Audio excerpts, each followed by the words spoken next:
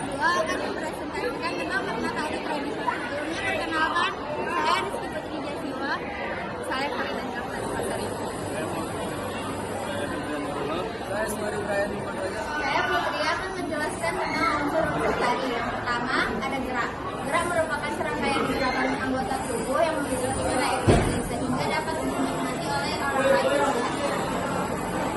Dalam tari, gerak dibagi dua, yaitu yang pertama gerak maknawi atau gerak yang memiliki arti atau filosofi.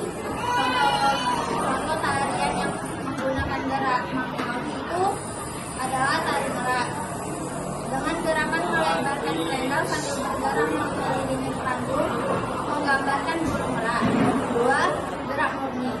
Gerak murni adalah gerak yang sekedar mementingkan nilai estetis. Contohnya adalah tari saman. Makna gerak tari ada dua, yaitu yang pertama gerak imajinatif.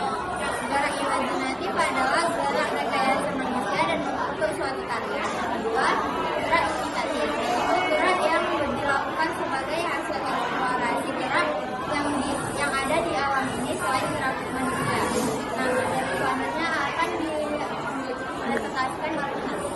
Saya akan melanjutkan ada tema. Pertama adalah tari gratis, tari menampilkan tari misalnya lukisan, dandan, goyang timur, telinga mata dan sebagainya.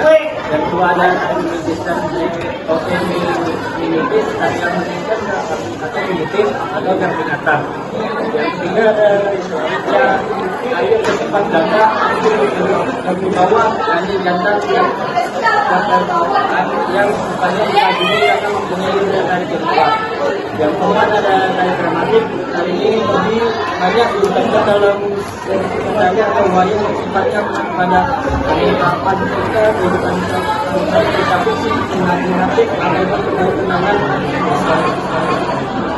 Selanjutnya ada dengan yang dapat berasal dari tubuh, kenal, contohnya terhadap kaki, besar, dan keluarkan bulu, dan dapat berasal dari alat musik atau benda.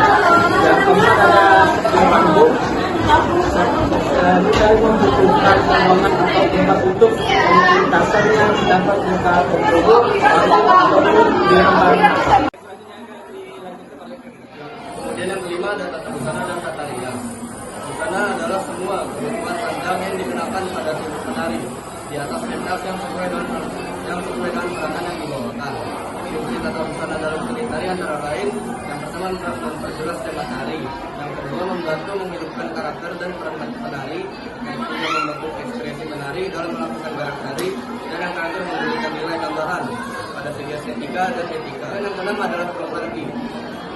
Properti adalah alat-alat perlengkapan dari suatu objek tertentu dan umumnya bersifat penting karena punya karakteristik yang erat dengan objek tersebut. Properti dalam tari diantaranya sebagai berikut.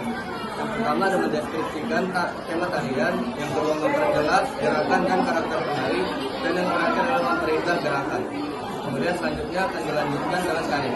Saya Karin akan melanjutkan materi yang telah dijelaskan oleh Putri.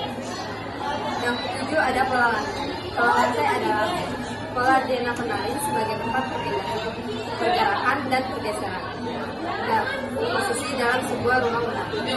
Pola lantai ini sebenarnya merupakan teknik penguasaan panggung.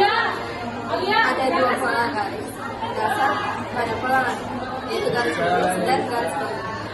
Pola lurus memberi kesan sederhana, rapi, kuat, sedangkan pola garis melengkung memberi kesan lembut, tapi lemah. Lalu 8 ada lighting.